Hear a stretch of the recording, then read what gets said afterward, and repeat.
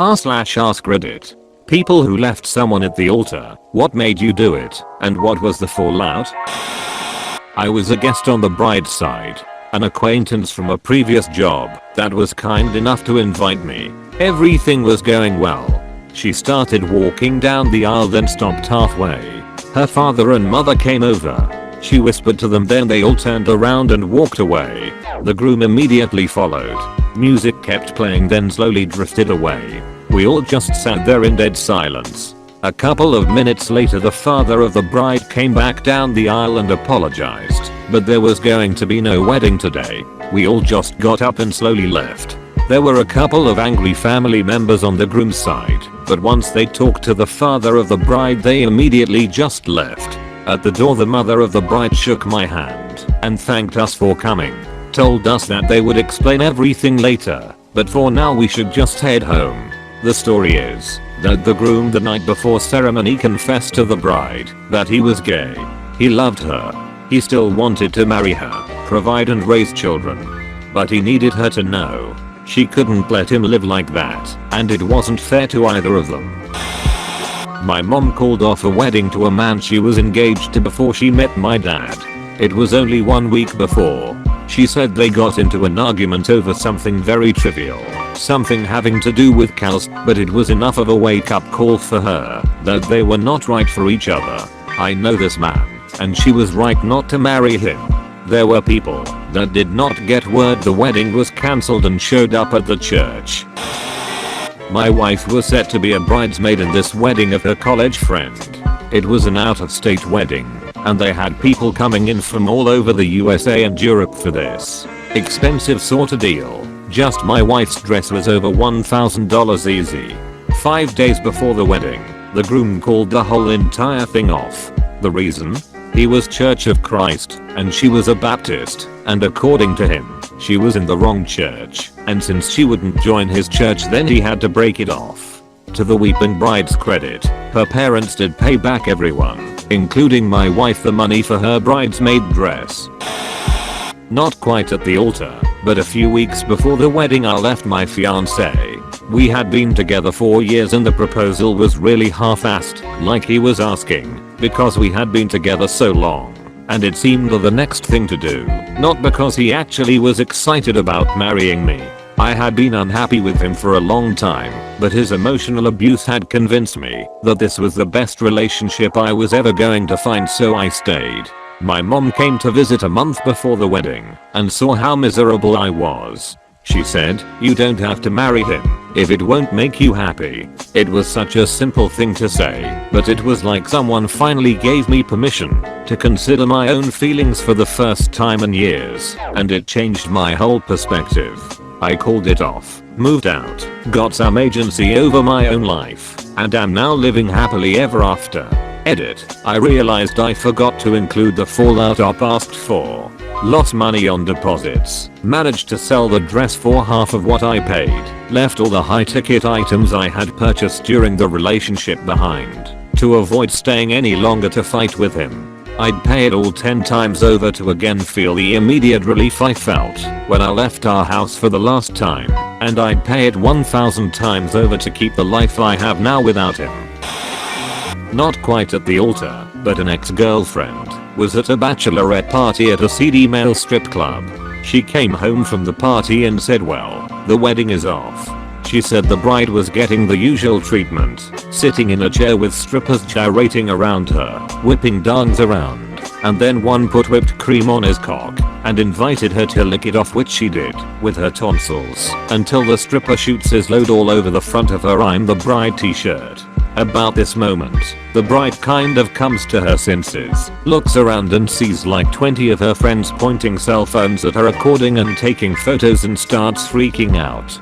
My girlfriend says she started screaming at everyone, "You better delete that shit," and generally having a full rage meltdown, which is apparently tough to take seriously when you're basted in stripper eyes. This tale of modern romance closes very shortly later with the bride's phone ringing, a call from her fiancé, who has already received photos from her friends of his bride to be with a sock stuffed in her mouth. As someone who was left at the altar, that sucked balls. I was dating this girl for 5 years. I popped the question and she happily agreed. 10 months in, and the day had come. Everything was fine until that question from the padre. I didn't notice at first, but someone walked as a guest to watch, and she literally changed her tone. Her demeanor instantly changed. So when the padre asked the question, she said aloud no, and she walked away with someone.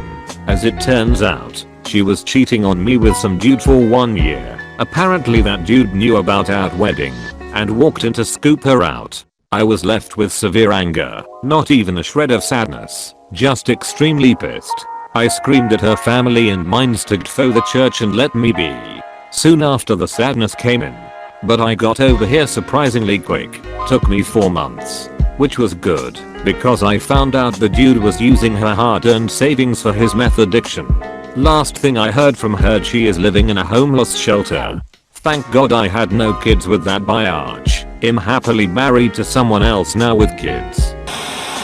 My buddy was engaged to be married. Everything was going great up until about 2 months before the wedding, when the bride freaked out about something very minor during a family vacation and stopped speaking to him. They would text once a day so the other knew they were okay. They would say I love you, and she would assure him she still wanted to get married. 1 month before the wedding she called it off. They still hadn't talked except for the texts. So he called all his people and told them the wedding was off. Only he forgot about one of his friends who had been on his fiance's list as he was a mutual friend. Mutual friend still went to the wedding where he found a wedding. The woman had been seeing someone on the side, still went through with the wedding, but to a different guy, all on my friend's dime. He had left her in charge on cancelling everything. I didn't leave her at the altar, I was the one that was left. It happened not the day of the wedding, but just a couple days before it, when literally guests from all over the country had already arrived, and the last of the $40k had been spent on everything wedding related. It was the devastatingly worst day of my life. She didn't even tell me in person. She called me and told me while I was at work that we were not getting married. I was a complete mess. Called my brother to ask him if he would notify everyone. I drove straight to my parents' house and locked myself in the guest room for a week. Never knew so much liquid could come out of someone's face for such a long period of time, lol. It's been a journey, but I'm better off for it today. It definitely still hurts, but at least there is some light in my life now. There is a bit of a backstory, but basically she deeply betrayed my trust about a year before the wedding, and from that day forward my confidence fell, and it was apparent I didn't feel like an equal in the relationship. So, she essentially didn't feel as doted upon or loved as she once was, which is true. Anyway, yay, the saying is true. When you hit rock bottom, the only way out is up. Leading up to our wedding, my wife and I started having more stresses as normal. Things weren't going well with her mother, who would complain about not being included and then not show up or show up late when we tried to include her in planning activities. When my wife's dress came in, she had to go to get it fitted, and at the same time we had to go take care of something with the florist. So we had asked my future mill to take care of the florist while I took my wife to the dress shop. We arrived at the dress shop and everything was going well, but then my mill backed out at the last minute. So I had to go take care of the florist. I guess that meant that I left my wife at the altar. I didn't leave her at the altar, exactly, but I refused to sign the marriage certificate and complete the process. My ex, I'll call her Karen, was on multiple psych meds for her issues and was really cool, but stopped taking them cold turkey a few months after we were official. The main issue that caused our issues was her crippling body dysmorphia and her psychopathy. Both were diagnoses she got from counselors, not just buzzwords she used to describe how cookie she was. There is a massive history I've learned with her, and I could go on, but I'll stay focused. It started as her asking me to avoid movies with nude scenes because it upset her. I agreed. Then it was anything racy. Then it was anything with women at all. Then it was animated women. She came into a room I was playing Fallout 3 in and knocked my TV to the ground because she found out I was playing a female character. and unmodded characters looked like anthropomorphic potatoes, so she was just mad that I was playing a girl. Another time I was driving, and she saw a girl in a bikini top and covered my eyes as I was passing through an intersection. She clawed me in the neck. I still have scars there because I told her I wasn't going to break my DVDs in half to prove I loved her, since they had women in them and I should want to break them. I wasn't allowed to leave the house alone because I might see a girl and cheat on her. I went to Walmart alone once and ended up having to apologize loudly and beg her to unlock the front door so I could get inside. Incident after incident. Why did I stay? I had an abusive mother and father growing up, so I think that I was already programmed to just deal with abuse. My first girlfriend was a manipulator and ended up stealing a ton of money from me. I had proof, but didn't do anything, telling myself, welp, lesson learned. I was just used for a long time, so when Karen came along it was comfortable to be miserable. She decided we should get married, and I reluctantly agreed. The day came, we did the ceremony, but after I had my first moment of clarity, I refused to sign the marriage certificate to make it official until she started getting counseling. She refused. She said that all a counselor would do was tell her she needed to work on herself, but she wasn't the problem. Everyone else was. She continued grinding at me and my sanity. I lost my job, and for 8 months I sat at home, playing World of Warcraft all day, eating delivery, and getting unemployment because she didn't want me at a job because I might meet a girl and cheat on her, but of course she wouldn't work. I ended up at a new place, and it was World War III with her when she discovered that other girls worked there with me. I stood strong for keeping the job, at least. It was just years of mental and physical abuse. Finally, the time came. I discovered she was cheating on me.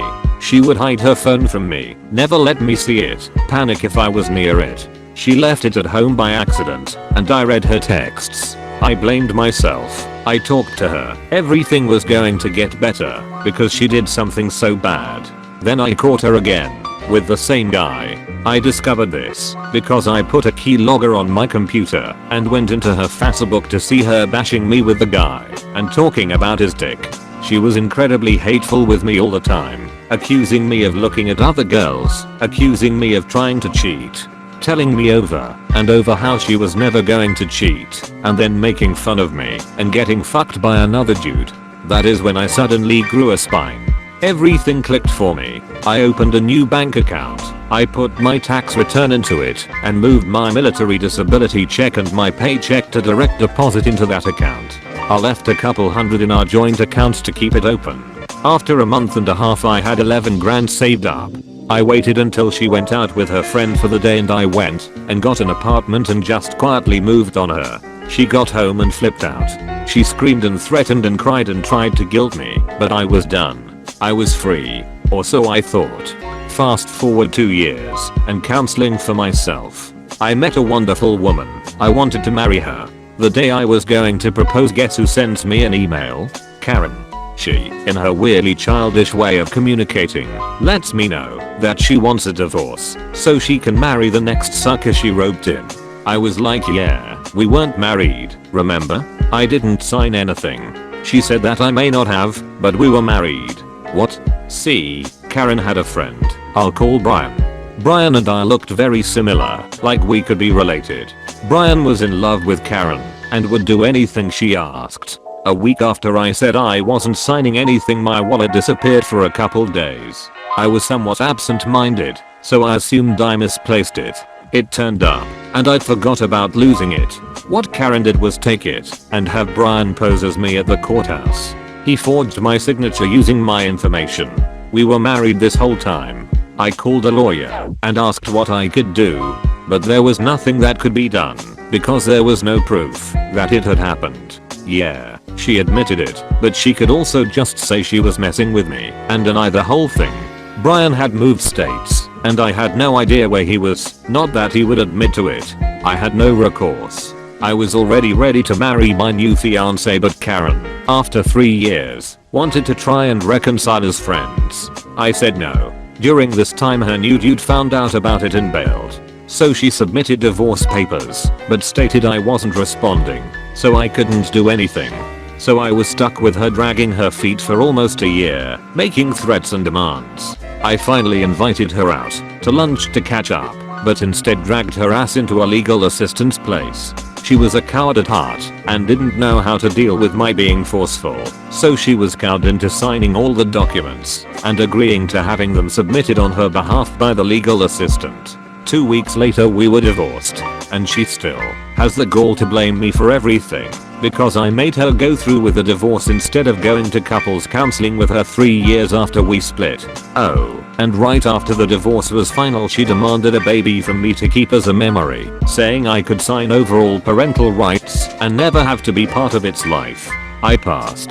The epilogue.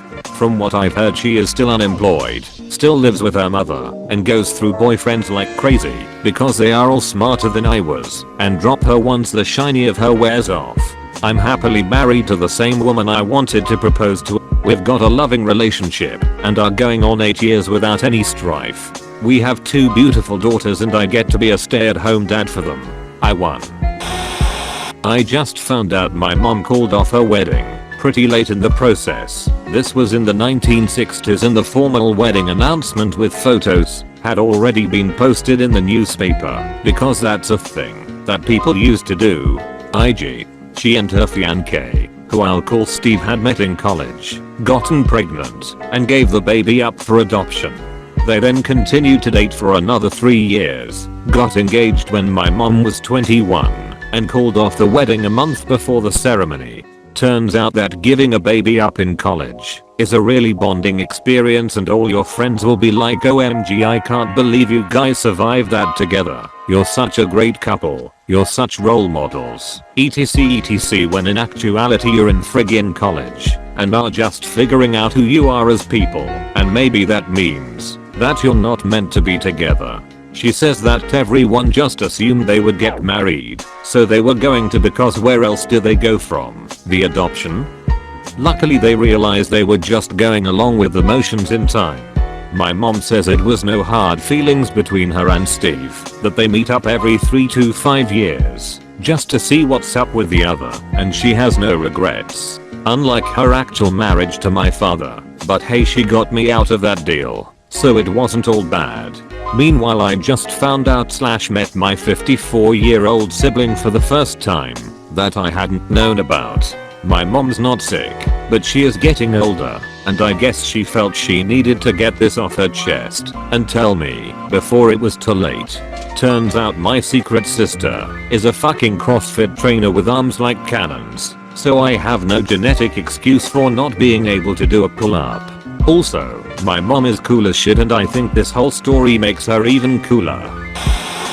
Thank you for listening to Listen.Reddit. Please like and subscribe. At 1000 subscribers we will give away a $50 Amazon gift card.